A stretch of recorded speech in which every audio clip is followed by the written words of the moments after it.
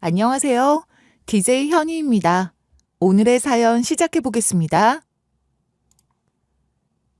인생을 살다 보면 어느 날 갑자기 전혀 상상하지 못했던 문 하나가 눈앞에 열리는 순간이 찾아오기도 합니다. 저는 바로 그 문을 열기 전까진 늘 혼자였고 세상 그 누구와도 연결되어 있지 않다고 생각했죠. 나를 지켜주는 울타리도 어깨를 내어줄 가족도 없이 살아온 사람에겐 그런 변화가 오히려 두렵게 느껴질 수도 있어요. 하지만 때로는 두렵고 무섭다 해도 용기를 내어 문을 열어야만 할 때가 있어요. 그 문을 열어야만 진실이 기다리고 있다면 말이죠. 그리고 제가 오늘 들려드리려는 이야기는 바로 그런 일에 관한 이야기입니다. 그럼 시작해 볼게요. 저는 고아로 자랐어요. 어린 시절부터 부모가 없다는 건 익숙한 일이었고 저를 키워준 곳은 시골 외곽에 있는 한 보육원이었어요. 이건 가명이긴 한데 예를 들면 햇살 보육원 이런 이름이었어요. 이름만 들으면 참 따뜻하고 포근한 곳 같죠? 햇살이 내려앉은 평화로운 들판 속에서 아이들이 웃으며 뛰어놀 것 같은 그런 이름이요. 하지만 실상은 그와는 너무도 달랐어요. 햇살이라고는 이름에만 존재했고 그곳엔 따뜻함도 안정도 보호도 없었어요. 보육원 건물은 오래된 시멘트 구조물이었고 벽면은 곳곳에 금이 가 있었어요. 벽에서 흙먼지가 떨어질 때도 있었고 창틀은 틈새마다 바람이 숭숭 들어왔죠. 겨울이면 냉기가 살을 애듯 들어와서 아이들은 서로 웅크린 채 몸을 붙이고 잠을 청했어요. 어쩌다 온수가 나오는 날은 마치 기념일처럼 특별했고 따뜻한 물로 씻는 게 마치 큰 보상이었어요. 직원들 중엔 진심으로 아이들을 아끼는 분도 계셨지만 대부분은 말 그대로 직원이었어요. 감시하고 통제하는 사람이었지 보살피고 보듬어주는 존재는 아니었죠. 아침엔 고무장갑 낀 손으로 아이들을 일으켜 세웠고 점심엔 식판을 나눠주고 밥을 먹으라는 고함이 들렸죠. 선생님, 밥 조금만 더 주시면 안 돼요? 어디서 감히 더 달래? 남겨놓은 거 없으니까 주는 대로 처먹어. 어린 년이 어디 식탐만 많아서는. 밥이 부족한 날엔 서로 눈치를 보며 한 숟가락씩 아껴 먹었어요. 늦게 온 아이는 남은 찬밥에 물을 부어 국처럼 떠먹었고 그걸 보고 웃는 아이는 아무도 없었어요. 그런 일상이 반복되던 어느 겨울, 제가 9살이었던 해였어요. 그날은 유난히도 바람이 매서웠고 저녁 식사를 마친 뒤 좁은 방 안에선 다들 담요를 뒤집어 쓴 채 몸을 웅크리고 있었어요. 전등이 꺼진 뒤에도 숨소리 하나조차 크게 내지 않으려 서로 눈치만 보고 있었고요. 그때였습니다. 코끝이 갑자기 찌릿할 정도로 매캐한 냄새가 들어오기 시작했어요. 연기 냄새였죠. 처음엔 꿈인가 싶었지만 곧 복도 쪽에서 들려오는 비명소리에 온몸이 일어났어요. 불이야, 불이야! 엄마, 불이야! 문을 열자마자 쏟아져 들어온 시커먼 연기, 숨이 막히는 냄새, 아무것도 보이지 않는 복도. 아이들은 서로를 부르며 울부짖었고 방을 빠져나가려는 순간 직원 한 명이 문틈 사이로 고개를 내밀었어요. 다들 따라와! 이쪽으로 어서! 우리는 그 사람을 향해 달려갔지만 금세 그 직원조차 연기에 휩싸였어요. 누군가는 넘어졌고 누군가는 발을 헛디뎌 비명을 질렀고 그 소리들 속에서 저는 본능적으로 문 반대편 작은 창문 쪽으로 몸을 기울였어요. 창문은 밖으로 나 있는 유일한 통로였죠. 저는 창문에 이마를 대고 밖을 봤어요. 겨우 한 명이 빠져나갈 수 있는 크기의 창이었지만 그게 전부였어요. 두려움에 떨면서도 손으로 유리를 두드리기 시작했어요. 그러나 유리는 생각보다 단단했고 제 손은 점점 붉게 물들었어요. 안 돼, 깨져야 해, 나가야 해, 살아야 해, 제발, 제발. 점점 숨이 가빠오고 뒤에서 들려오는 아이들의 울음소리가 혼란스럽게 퍼질 무렵 저는 마지막 힘을 쥐어짜 창문을 세게 내려쳤어요. 마침내 유리가 와장창 부서졌고 파편이 손등을 찢었지만 고통은 느껴지지 않았어요. 정신이 혼미한 상태에서도 저는 그 틈으로 몸을 끌어냈고 창틀에 긁히며 겨우 밖으로 빠져나왔어요. 몸이 툭 떨어진 곳은 언덕 아래였어요. 언덕 비탈을 굴러 바닥에 닿자 겨우 숨이 쉬어졌고 하늘은 불빛으로 붉게 물들어 있었어요. 그제야 실감이 났죠. 보육원이 온통 불에 타고 있다는 게. 불은 순식간에 보육원 건물을 모두 삼켜버렸고 구조대가 도착했을 땐 이미 많은 아이들이 빠져나오지 못한 상태였어요. 생존자는 저를 포함해 고작 몇 명뿐이었고 그건 제 삶의 모든 걸 갈아엎은 재난이었습니다. 그날 이후 저는 더는 같은 사람이 아니었어요. 불길을 피한 뒤에는 무연고 생존자라는 꼬리표가 붙었어요. 부모도 친척도 보호자도 없는 아이. 저 같은 아이들은 다시 다른 보호시설로 넘겨졌고 그 과정에서 이름도 바뀌었어요. 기록 정리라는 명목으로 전과 다른 신분이 만들어졌고 제 출생에 대한 정보는 희미하게 처리됐어요. 그런 식으로 제 과거는 덮이고 저는 새로운 이름과 함께 관리되기 시작했죠. 그리고 시작된 건 위탁 가정을 전전하는 삶이었어요. 첫 번째 집에서는 벽에 낙서를 했다는 이유로 하루 종일 굶어야 했고 두 번째 집에서는 고양이 밥을 훔쳐 먹었다며 꿀밤을 맞았어요. 죄송해요. 배가 고파서 그랬어요. 죄송해요. 그러게 왜 몰래 처먹어? 사람 말을 못 알아들어? 이러고 말귀를 못 알아들으니 네 부모가 널 버린 거겠지. 그 말을 듣고도 저는 아무 말도 할 수가 없었어요. 그냥 조용히 고개만 숙였어요. 말하면 더 혼날 거란 걸 알았고 어차피 변명은 변명으로 들릴 뿐이라는 것도 알았거든요. 세 번째 위탁 가정에 갔을 때는 한동안 안정되게 지내는 듯 했어요. 그 집 할머니는 제게 참 다정하셨고 좋은 분이셨거든요. 하지만 거기서도 오래 있지 못했어요. 보호자가 갑자기 병원에 입원하게 되면서 저는 다시 원점으로 돌아가야 했죠. 그렇게 매번 떠돌고 떠나야 하는 삶이 반복되면서 저는 어느 순간부터 조금씩 냉정해지고 차가워지기 시작했어요. 정을 붙이면 다시 상처받게 되니까요. 누군가에게 의지하려 하면 언젠간 반드시 버림받고야 만다는 걸 너무 어린 나이에 배워버린 거죠. 친구를 사귀는 것도 조심스러웠고 어디서든 튀지 않고 문제를 일으키지 않고 존재감 없는 사람이 되는 게 더 안전하다는 것도 알게 되었어요. 학교에서는 저는 말수가 적은 편이었고 선생님에게 지적받지 않기 위해 늘 공책을 꼼꼼히 채웠어요. 그러면서 늘 되새겼어요. 이런 삶을 반복하지 않겠다. 나는 꼭 벗어나야 한다. 나는 꼭 혼자서 살아남아야 한다. 그런 다짐이 어릴 적 제 머리맡에 자리 잡았고 그 다짐 하나로 살아왔던 것 같습니다. 매캐한 연기의 냄새, 쩌렁쩌렁 울리던 불이야 소리, 깨진 유리창을 타고 나온 밤 공기, 손에서 떨어지던 피, 그 밤이 제 인생을 완전히 바꿔놓은 거죠. 그런 제게 입양이라는 단어는 일종의 도착지 같았어요. 마침내 누군가의 자식이 된다는 것, 매일 다른 가정을 옮겨 다니던 위탁 생활과 달리 이번엔 진짜 저를 가족으로 받아주는 사람들이 있다는 생각만으로도 벅차올랐어요. 입양은 되지 않을 줄 알았던 제게도 마침내 입양의 기회가 찾아왔어요. 시설에서 함께 지내던 아이들이 하나둘 입양돼 나갔고 나이를 먹어가면서 마음이 불안하고 헛헛하던 시기였죠. 그럴 게 처음 양부모를 만났을 땐 두 사람 모두 친절했어요. 양부는 말수가 적고 차분한 사람이었고 양모는 제 손을 꼭 잡으며 웃으며 말했어요. 앞으로 여기서 우리랑 함께 살면 돼. 걱정하지 말고 불편한 건 꼭 말하고. 네, 절 선택해 주셔서 감사해요. 실망시키지 않게 꼭 잘할게요. 잘하려고 안 해도 돼. 그냥 네가 하고 싶은 대로 하면 돼. 이제 너도 우리 가족이니까. 그 말이 얼마나 따뜻하게 들렸는지 몰라요. 몇 년간의 위탁 가정을 전전하다 보면 말뿐인 환영이란 걸 알게 되지만 그땐 진심이길 바랐고 진심으로 믿고 싶었어요. 그 집엔 이미 중학생인 아들이 하나 있었는데 말수가 적긴 했지만 딱히 저를 싫어하는 것 같진 않았어요. 처음 며칠은 정말 꿈 같았어요.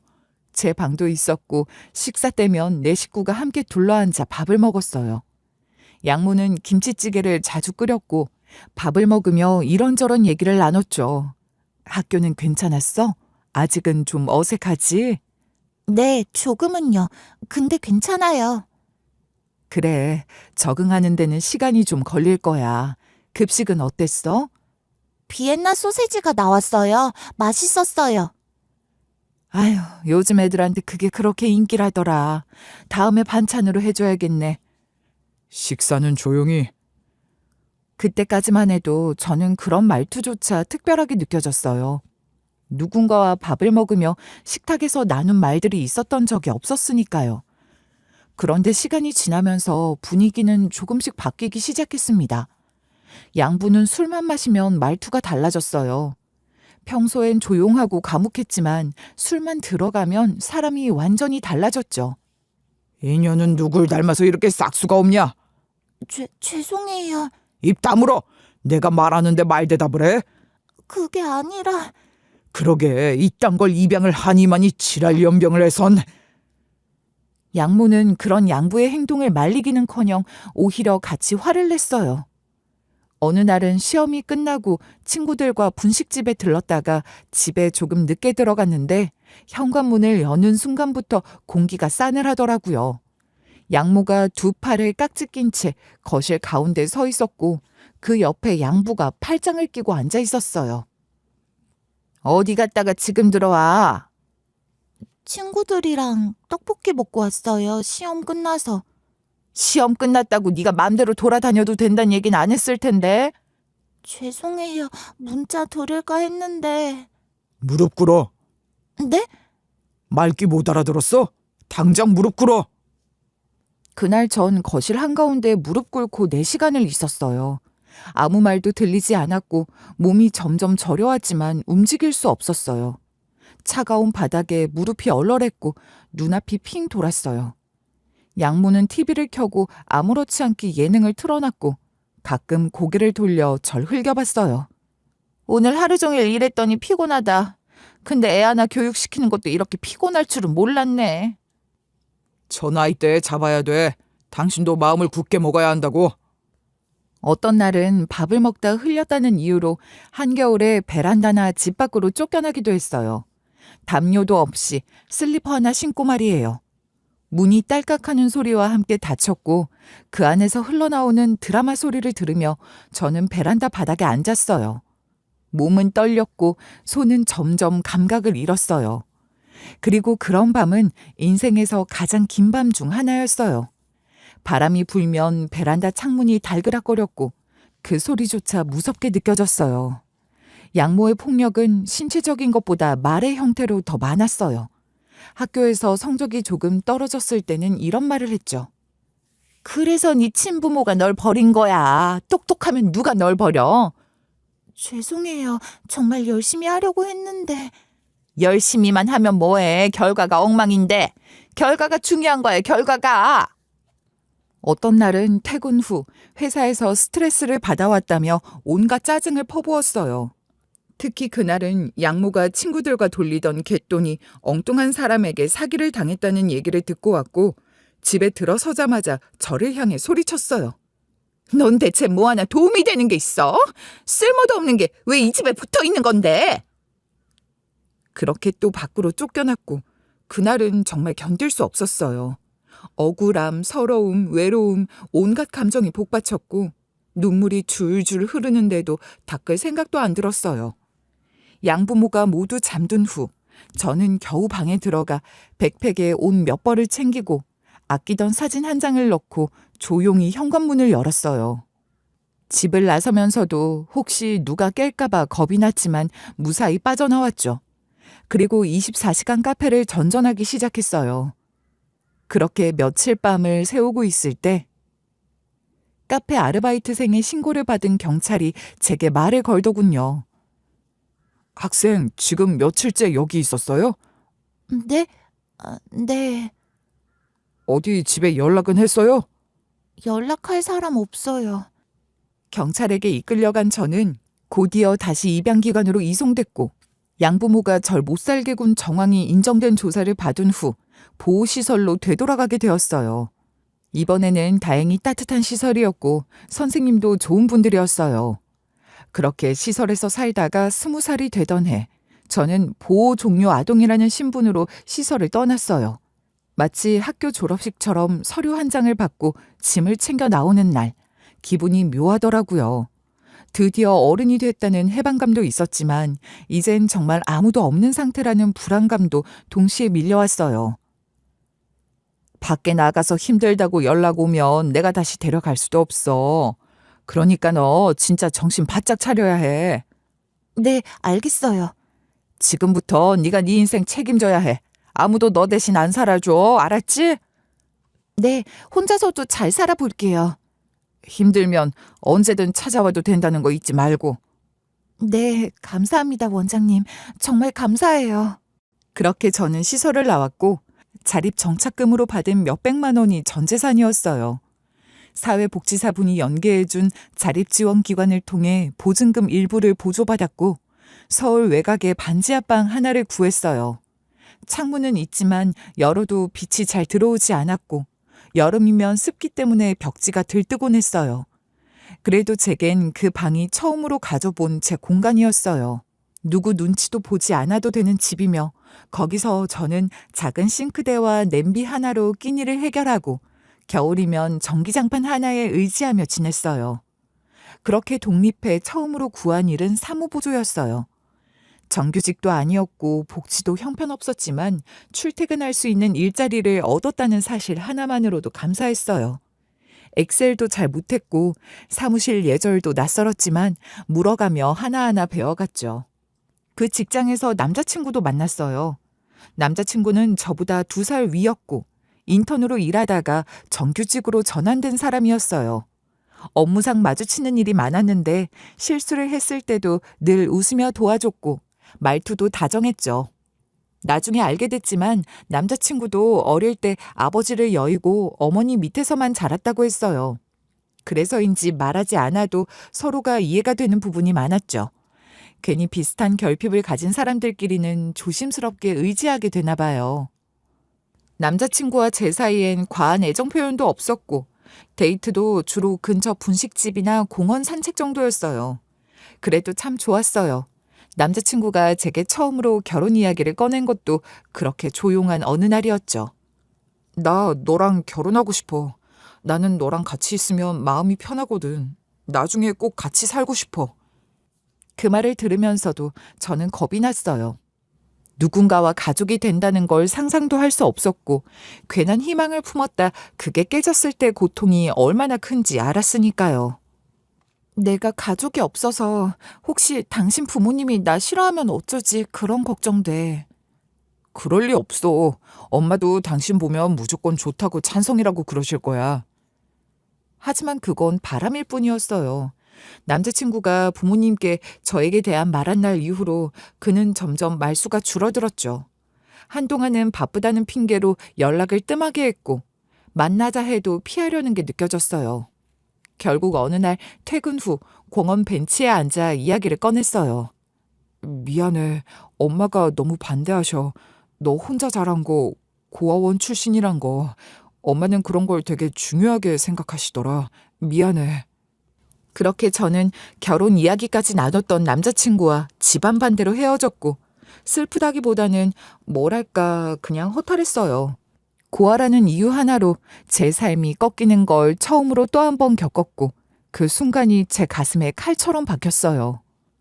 그 일 이후 처음으로 고아라는 단어가 단순한 신분이 아니라 사회적 낙인이라는 걸 알게 됐어요.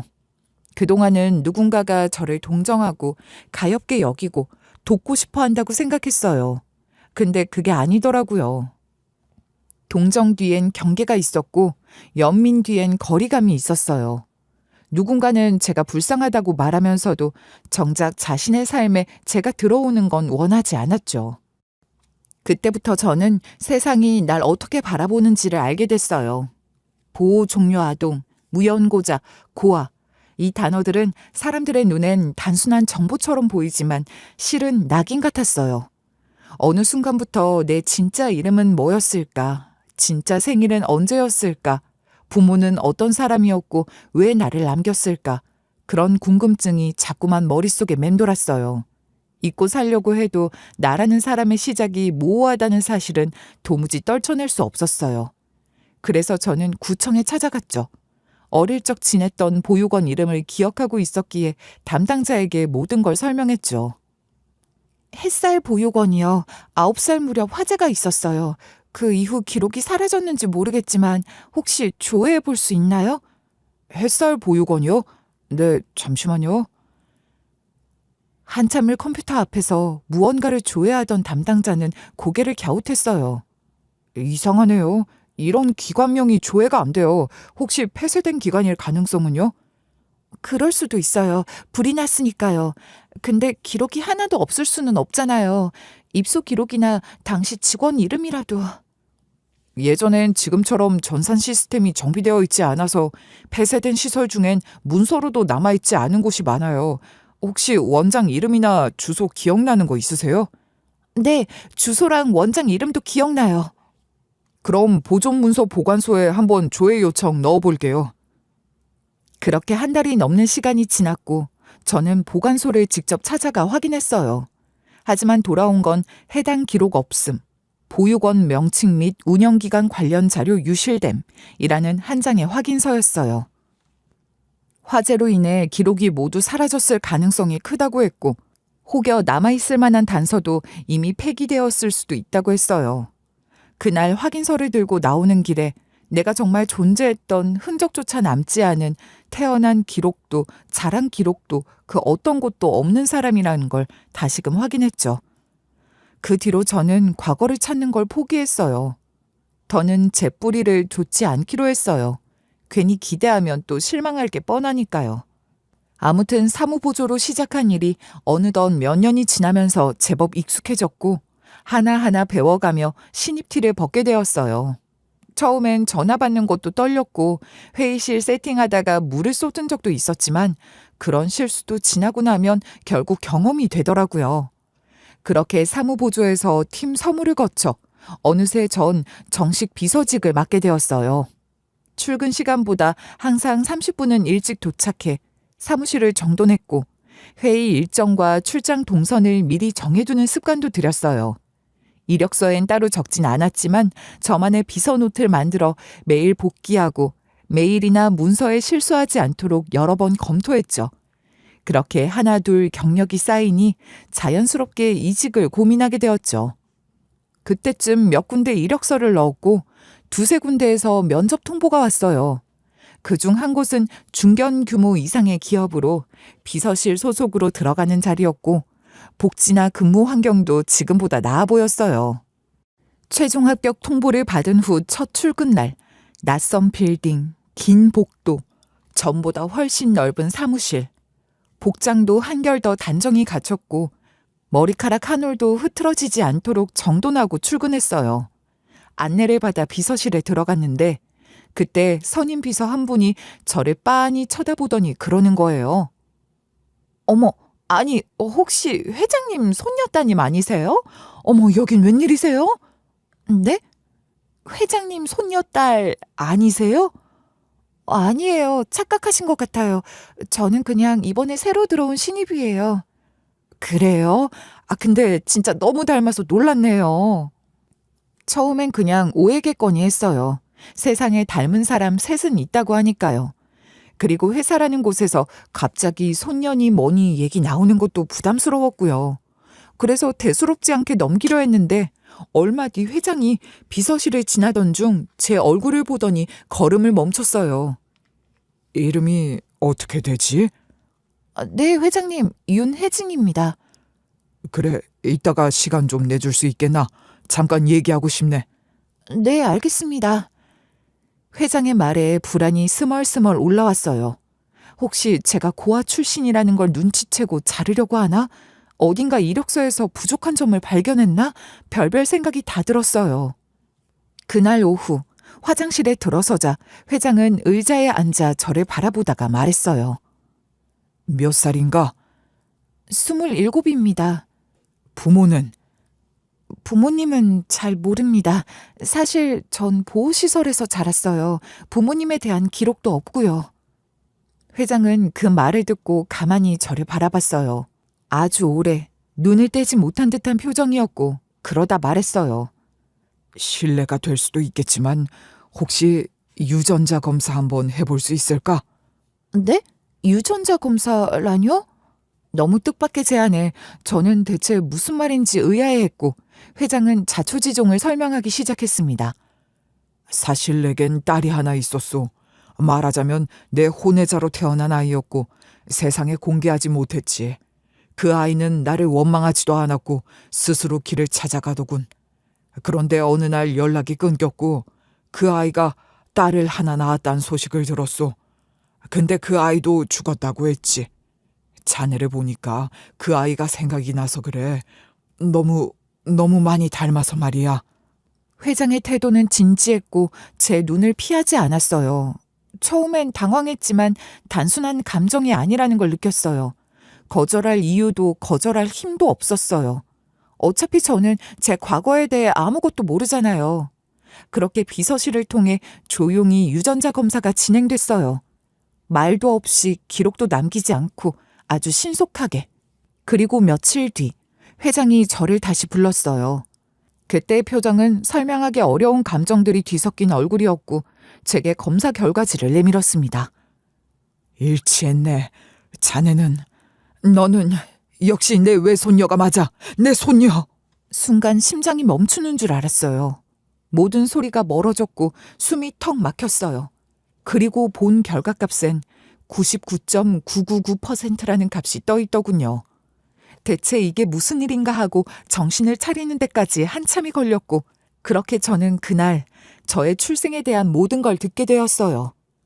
내게는 실은 아내 말고 따로 만나던 여자가 있었다.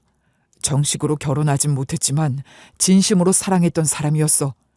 그리고 그 여자가 낳은 딸이 네 엄마야. 그러니까 그 사람은 네 외할머니가 되는 셈이지. 네?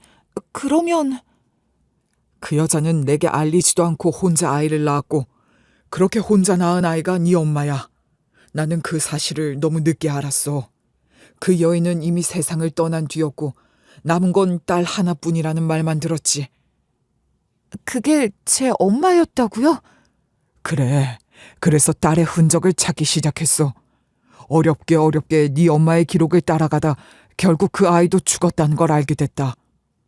그 후 기록을 추적해 보육원까지는 도달했는데 그 무렵 그곳에서 큰 화재가 났다는 연락을 받았지. 아이들이 거의 다 사망했다고 했고 네 이름은 사망자 명단에도 없었지만 기록이 너무 부실해서 결국 찾을 수가 없었어. 그럼 그 뒤론 절 찾지 못했고요? 그랬다. 나는 네가 그때 죽은 줄로만 알았다. 살아있을 거라고는 상상도 못했어. 그런데 이렇게 눈앞에 나타나다니. 그 말에 도무지 무슨 말을 해야 할지 모르겠더군요. 기뻤다기보단 혼란스러웠고 모든 감정이 한꺼번에 밀려오는 느낌이었어요. 내가 누군지 내 뿌리가 어딘지 알고 싶다는 생각은 늘 있었지만 이렇게 갑작스럽게 그 해답이 눈앞에 던져질 줄은 몰랐으니까요. 그렇게 전혀 상상조차 못했던 사실을 알게 된 후 몇 날 며칠을 복잡한 머리를 부여잡고 혼란스러운 마음을 달래던 어느 날 회장이 조용히 저를 불러 말했어요. 네가 내 외손녀라는 건 확실해졌지. 그런데 말이야, 뭔가 이상하다는 생각이 머리를 떠나지 않는구나. 어떤 게요? 그 보육원 말이야. 그곳까지 추적했던 게 내 기억엔 분명하거든. 마지막으로 연락이 닿았던 보육원. 근데 그 이후에 사라졌어. 완전히. 6, 70년대도 아니고 어떻게 이 시대에 그런 일이 있을 수 있냔 말이야. 저도 그 부분 때문에 오래 고민했어요. 기록이 하나도 없다고 하니까. 하지만 어쩔 수 없는 일이고 그냥 행정실수일 거라고 생각했죠. 아니야. 단순한 실수가 아니야. 그럼 다른 뭔가가 있다는 말씀이세요? 그 보육원, 그리고 너, 네 어머니 모두가 동시에 기록에서 사라졌다는 게 나는 이해가 안 된다. 그래서 사람을 써서 다시 조사하게 했다. 그때 나와 함께 일했던 복지재단 실무 책임자와도 연락이 닿았고. 그 말이 끝나자마자 회장은 사무국장에게 전화를 걸었고 며칠 뒤 그는 두툼한 서류철 하나를 제 앞에 꺼내놓았어요. 거기엔 제가 태어나고 보육원에 들어가게 된 시점부터 보호시설 이송, 입소 기록, 후원 내역, 시설 내부 행정 기록 등 수많은 문서들이 조각처럼 담겨 있었어요. 그런데 이상하게 제 이름이 그 안에선 점점 흐려지기 시작했어요. 확실한 입소 기록이 있어야 할 시점부터 기록이 누락되기 시작했고, 갑자기 다른 이름으로 전환되거나 기록 없음으로 처리된 항목들이 늘어났어요. 여기 왜 제 이름이 없어요? 여기 있어야 하는 시기인데. 그래서 저희도 이상하다고 판단했죠.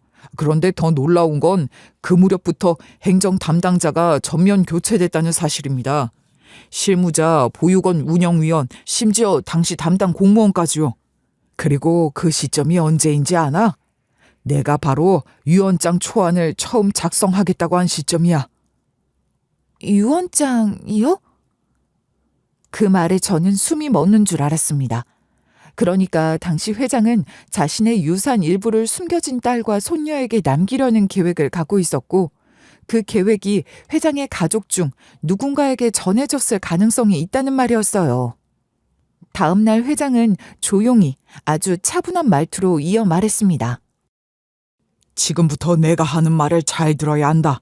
내 친아들, 즉 너에겐 외삼촌 되는 그놈이 그 시점에 복지재단 인사에 손을 댄 정황이 드러났어. 그놈이 내 딸, 네 어머니에 대한 기록을 없애려 한 거야. 그리고 너도 마찬가지고. 잠깐만요. 지금 그 사람이 제 존재를 지우려고 했다는 거예요? 그래, 네 존재가 밝혀지는 순간 내 유언장의 구조가 달라질 걸 알고 있었겠지. 그래서 보육원 입소 기록부터 보호 대상자 서류까지 싹 다 없애버린 거야. 저를요? 저를 왜요? 모든 이유는 언제나 돈이지. 유산이 내게 갈까봐. 그 순간 제 머릿속은 하얘졌습니다. 믿고 싶지 않았어요.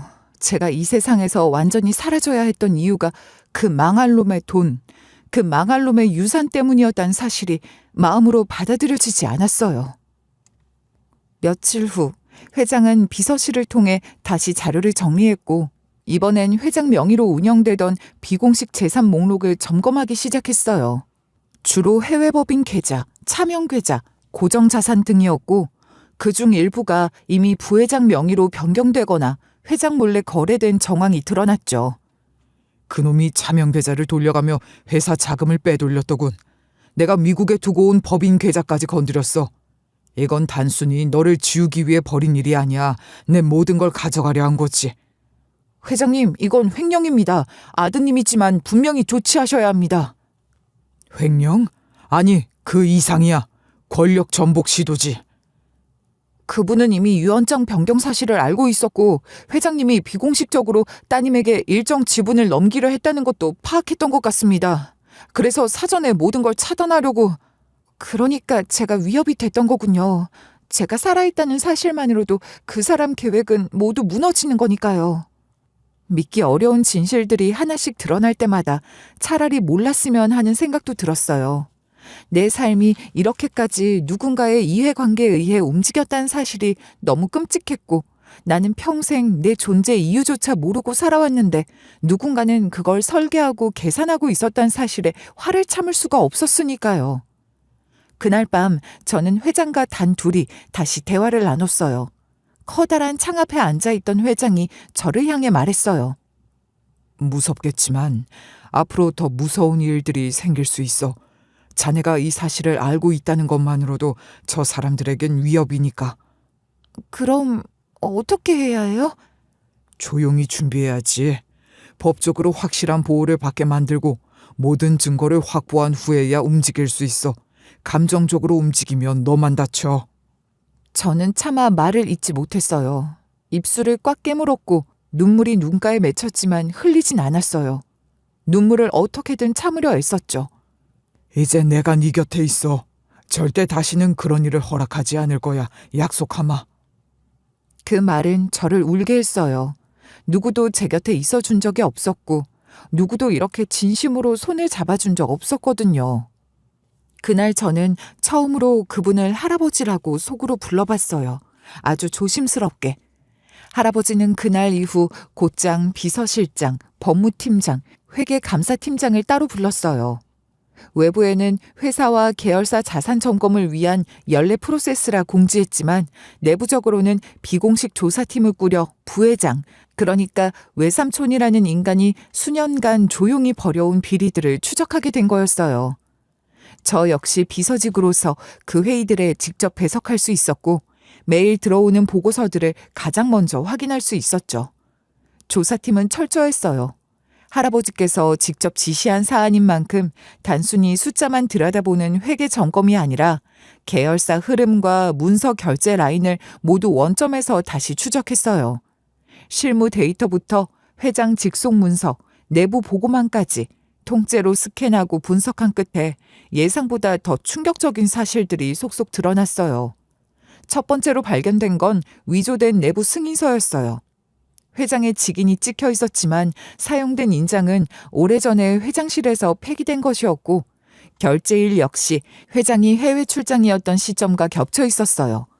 즉 누군가가 회장의 결제 권한을 가장해 문서를 통과시켰다는 말이었고 그 서류는 복지재단 산하 기부금 지급 승인서였죠. 회계감사팀장은 분개한 얼굴로 서류를 들고 들어왔어요. 회장님, 이 문서는 명백한 사문서 위조입니다. 직인이 폐기된 인장과 일치합니다. 그리고 여기 이중장부입니다. 이중장부? 기부금 항목과 장학금 항목이 두 종류로 나뉘어 관리되고 있었는데 외부 공시용 장부와 내부 실제 집행 장부가 달랐습니다. 그리고 실제로 기부금 명목으로 송금된 금액 중 일부는 이 사람 부회장의 측근 명의 계좌로 들어갔습니다. 계좌 추적에 들어간 상태입니다. 측근이요? 누군데요? 전무이사 장성태입니다. 본인 명의 외에도 가족 명의 차명 계좌 3개가 확인됐습니다. 그뿐만이 아니었어요. 해외 계열사 감사 과정에서는 존재조차 몰랐던 페이퍼 컴퍼니 3곳이 발견됐고 그중 2곳은 회장의 비공식 자산이 담긴 계좌 명의가 어느 순간부터 부회장으로 변경돼 있었어요. 비서실장이 직접 회장에게 보고하던 날 회장은 서류를 집어던지며 소리쳤어요. 이건 그냥 횡령이 아니라 반역이야. 내가 병원에 입원해 있던 그 시기에 자식이란 놈이 내 돈을 갈취해 간 거잖아. 법무팀장은 바로 움직였어요. 변호인단과 함께 법적 검토를 거쳐 회장이 직권으로 부회장을 해임하고 고발할 수 있는 명확한 법적 근거들을 조항별로 정리해 제출했죠. 그 보고서를 받자 회장은 곧바로 이사회 소집을 지시했어요. 긴급 이사회 소집해. 이번 주 금요일 오전 10시. 사안이 중대한 만큼 전원 참석하라고 하고 물론 부회장도 포함해서. 그 주 금요일, 이사회 당일. 분위기는 그야말로 팽팽했어요. 회장실 앞 복도는 아침부터 긴장감이 가득했고 회장실 안은 준비된 자료들이 가득 놓여 있었어요. 그런데 이사회 시작 1시간 전 부회장이 예고도 없이 화장실로 들어왔어요. 문이 열리자마자 바닥에 무릎을 꿇었고 눈에 눈물까지 글썽이며 말했어요. 아버지, 제가 잘못했습니다. 정말 잠깐의 욕심이었어요. 용서해 주세요, 아버지. 일어서라. 지금 이게 어디라고 무릎을 꿇어? 한 번만 용서해 주세요. 전부 다 원상복구하겠습니다. 제가 책임지고. 20년이 넘게 이놈은 그 시간 동안 야금야금 내 옆에 붙어서 조금씩 자리를 넓혀왔어. 직인 위조, 재단 자금 유용, 차명 계좌로 내 돈을 빼돌린 것까지. 그런 놈이 어디서 감히 용서를 우는애. 정말 잘못했어요. 진심으로. 아버지, 저는. 넌 이제 내 아들이 아니다. 넌 내 딸을, 내 손녀를 세상에서 지운 놈이야. 그 순간 회장은 몸을 떨며 부회장의 손을 뿌리쳤어요. 그가 무릎을 꿇은 채 그대로 회장실에서 쫓겨나는 모습을 저는 복도에서 지켜봤어요. 두 눈을 질끈 감은 회장의 모습이 오래도록 잊히지 않았습니다. 그날 이사회는 전원 만장일치로 부회장의 직무를 즉시 해제하기로 결의했고 당일 오후 모든 사내 권한은 회수됐어요. 부회장은 더 이상 출입증조차 들고 있지 못했고 그 자리에서 바로 퇴출됐죠. 그 다음 절차는 법적 대응이었어요. 회계감사팀과 법무팀이 수집한 모든 자료를 바탕으로 형사고발이 이뤄졌고 검찰은 신속하게 수사에 착수했어요.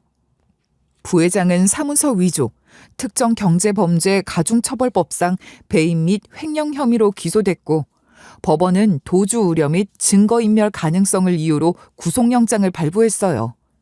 그의 재판은 많은 업계 사람들의 관심을 끌었어요. 회장 일가의 내부 분쟁, 재단 횡령, 고화 기록 은폐, 회사 자산 유용이라는 중대 사안들이 모두 얽혀 있었으니까요. 법원은 최종적으로 부회장에게 징역 6년을 선고했고 재산 환수 명령과 함께 손해배상 판결도 내려졌어요. 함께 연루된 이들도 책임을 피하지 못했죠. 복지재단 실장은 보호기록 조작 및 보관자료 무단 폐기 혐의로 집행유예 2년을 선고받았고 회계팀장은 이중장부 운영과 공모 횡령 혐의로 벌금형과 별도 민사청구 대상이 되었어요. 재무이사는 직무기록 삭제 혐의로 금융감독원에 고발되었고 금융거래법 위반 혐의로 추가 조사를 받게 되었죠. 이사회 이후 1년의 조사와 조치들이 일단락된 어느 날 할아버지는 저를 부르셨어요. 너희 엄마한테 해주지 못한 게 너무 많다. 그게 평생 내 발목을 잡았고 죄책감이라는 말론 다 설명할 수 없는 감정이었지. 할아버지는 눈물을 보이셨고 저는 처음으로 그분의 인간적인 모습을 본 것 같았어요. 사업가로서, 회장으로서 완벽했던 사람이 이렇게까지 작아져 있는 걸 보니 마음이 먹먹해지더군요. 이제 와서 무슨 할 말이 있겠냐 싶지만 그래도 너한테만은 다르게 해보고 싶다. 부담스러울 수 있다는 것도 알아. 갑자기 가족이란 이름으로 다가가는 게 얼마나 어색할지도 알고. 괜찮아요. 저도 아직 익숙하진 않지만 싫진 않아요. 그렇다면 내게 기회를 다오. 그 여인에게 또 내 딸한테 못해준 그 일들 내게라도 조금씩 해보고 싶다. 뒤늦은 할애비 노릇이라도 할 기회를 다오. 그 표현이 제 가슴을 찔렀어요. 할애비 노릇이라는 말, 무겁지도 거창하지도 않은 그 말이 왜 그렇게 따뜻하게 들렸는지 몰라요. 비서직에서 물러난 저는 할아버지께 마련해준 회사 내 독립부서로 자리를 옮기게 되었어요. 회장 권한으로 신설된 사회공헌실 산하특별부서였고 저에겐 완전한 자율이 주어졌어요. 담당 분야는 아동복지였고 특히 보호시설과 그룹홈 그리고 그 바깥의 사각지대들을 들여다보는 것이 주된 임무였어요. 그러니까 쉽게 말해 제가 살아온 환경을 직접 들여다보고 제 눈으로 확인하며 그 환경을 변화시킬 감사한 기회를 얻은 셈이었죠. 프로젝트의 첫 출발은 전국 각지의 보호시설들을 직접 방문하는 일이었어요. 책상 앞에 앉아 리포트를 들여다보는 것이 아니라 실제 현장에 발을 디디고 아이들의 눈을 마주하는 것부터 시작했죠. 버스를 갈아타고 때론 렌터카를 빌려 외진 마을까지 찾아가며 노후화된 시설의 벽을 손으로 짚어봤고 교대 근무에 지친 생활 지도사들의 고충도 들었어요. 어느 시설에선 낡은 전기 히터를 아이들끼리 돌려 쓴다는 얘기를 들었고 또 다른 곳에선 간식비조차 빠듯해 라면을 반 개씩 나눠 먹는다는 이야기에 멍해졌어요. 기록에 남지 않는 아이들의 하루하루, 통계로는 절대 드러나지 않는 이야기들이 제 귀에 들어왔고 그날 밤마다 저는 무겁고 날선 메모들을 노트에 끄적였어요. 시설 내부 벽 균열, 난방 취약, 샤워실 온수 고장, 아동수 대비 지도사 인력 부족, 심리상담 횟수 0, 최근 3개월간 단 한 차례도 외부 심리치료 없음. 그 노트가 2권, 3권으로 늘어갈수록 제 안에서 어떤 분노와 정의감 같은 게 자라났어요. 이 아이들은 아무 잘못도 없는데 왜 세상의 가장 끝에 밀려 있어야 하는지. 저는 돌아오는 길마다 이마에 힘을 주고 기획서를 썼어요. 지역별 상황을 항목별로 분류하고 필요한 예산을 추산해 첨부했죠. 결제선에는 처음으로 제 이름 석자가 정식으로 박혔고 결제 상신서 오른쪽 아래엔 제 서명이 올라갔어요.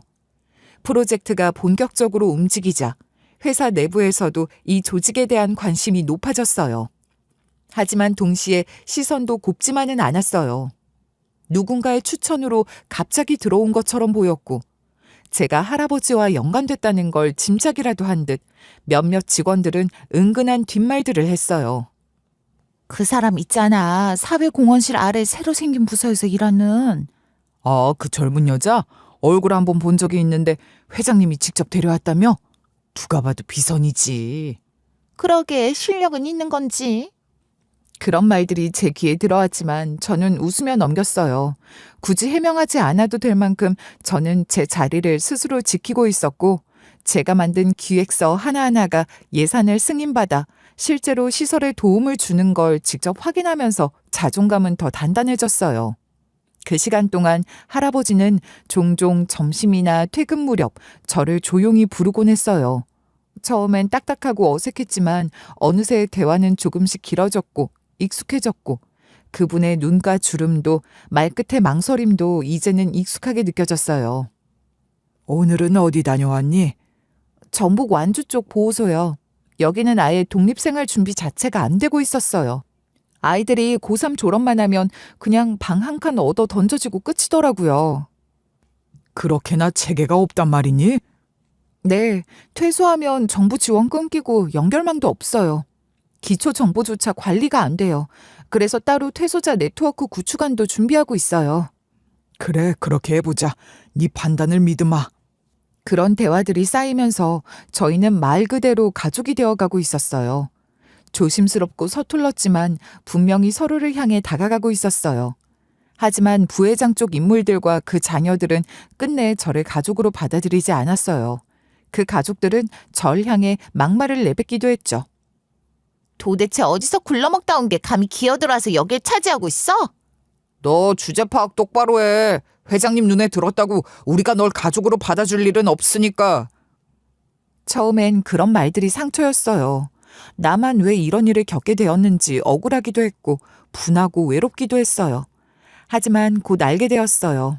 그들이 저를 부정한다고 해서 제가 사라지는 건 아니라는 걸요. 저는 이미 제가 누구인지 알고 있었고 지금 제가 하고 있는 일의 의미를 누구보다 정확히 알고 있었어요. 무연고자로 태어나 별별 서름을 다 겪으며 살아온 저에게 지금 이 삶은 말 그대로 기적이었어요. 그리고 그 기적을 그저 운 좋게 얻은 선물이 아니라 제 손으로 잡은 기회로 만들고 싶었어요. 더 이상 누구에게 휘둘리지도 않고 제 자리를 스스로 만들며 살아가고 싶었어요. 그게 제가 할아버지와 맺은 약속이기도 했고 제 스스로와 한 다짐이기도 했어요. 이제는 누구의 보호를 받는 존재가 아니라 누군가의 하루를 바꿀 수 있는 사람이 되고 싶었어요. 그리고 저는 그렇게 조금씩 하루하루 제 존재를 증명해 나가고 있습니다. 저는 고아였고 무연고였고 버려졌던 사람이었지만 이제는 누군가에게 손님일 수 있는 사람이 되었어요. 할아버지의 진심 어린 손길을 받아들인 것처럼 이제 저도 누군가에게 그런 손이 되어주고 싶어요.